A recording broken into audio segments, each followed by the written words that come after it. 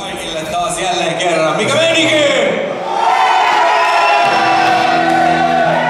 Loistavaa! Ja vielä paremmaksi muuttuu, kun käytte hakemassa laitella juomia. Brändi ja Winter Lonkero 550. Muutakaan nyt jotain.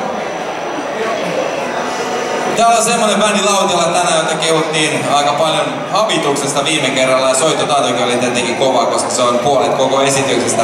Terveisiä kotiin sinne kuvaillekin. Ten Lane Oy ja Ten Lane Rockers!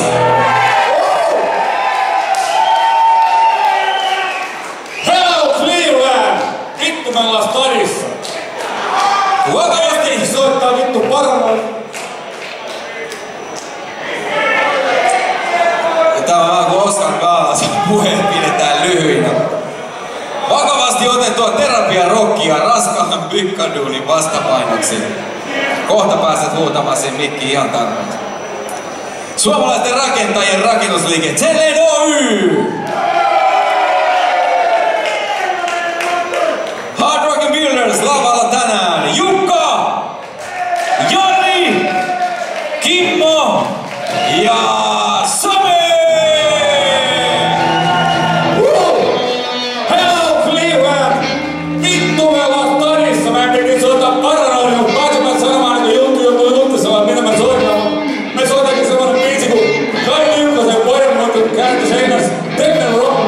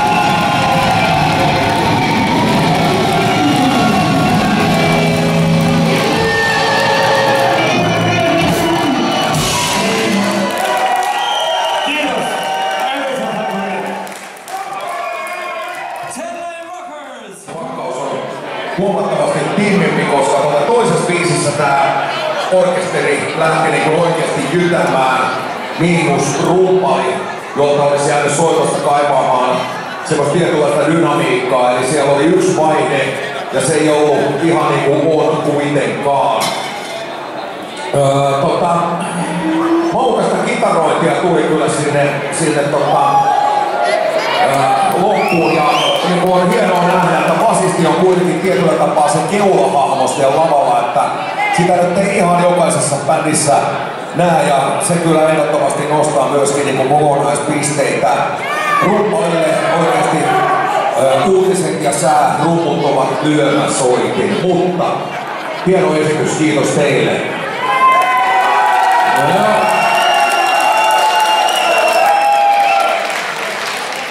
Erittäin rehellistä ja uskottavaa rännimistä.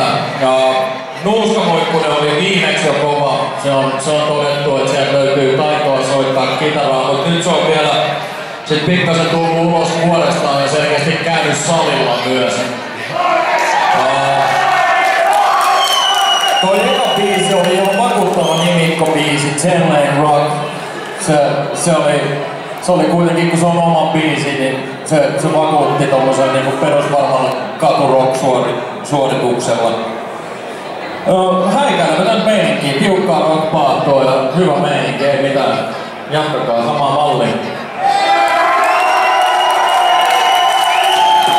Todellakin jatkakaa samaa mallia. Asenne on kova ja niin on luukkikin.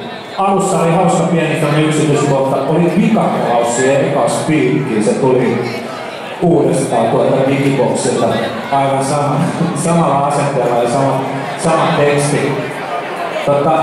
Ja täytyy sanoa, että liidikitaristi on ihan oma luokkaansa bändissä, että pitää hyvin kasassa. Esimerkiksi tuo eka biisin buukimeininki, niin se lähtee vähän käsittelystä. Kitaristi hyvin saa pidettyä sen messissä. Teillä on semmonen, tuo koppi on, se on semmonen 70-luvun ZZ-toppi, että sen Dallasin live kannattaa tsekkaa vielä tarkemmin. Mutta rumpukopin voisi sanoa pienenä vinkkinä jatkoa ajatellen, niin haitsuu, tiukkaa meininki pitää saada ja sinne vähän painottaa. Kakkosta ja nelosta esiin myöskin. Ja kaikki muuhan tässä tuli jo sanottukin tuosta laulusta ja muusta, mutta on teillä katuuskottava bändi. Hyvä jatkaa. Kiitoksia tuomarista, kiitoksia Ten Lane Rockers! Tästä on hyvä jatkaa eteenpäin kohti viidettä orkesteria.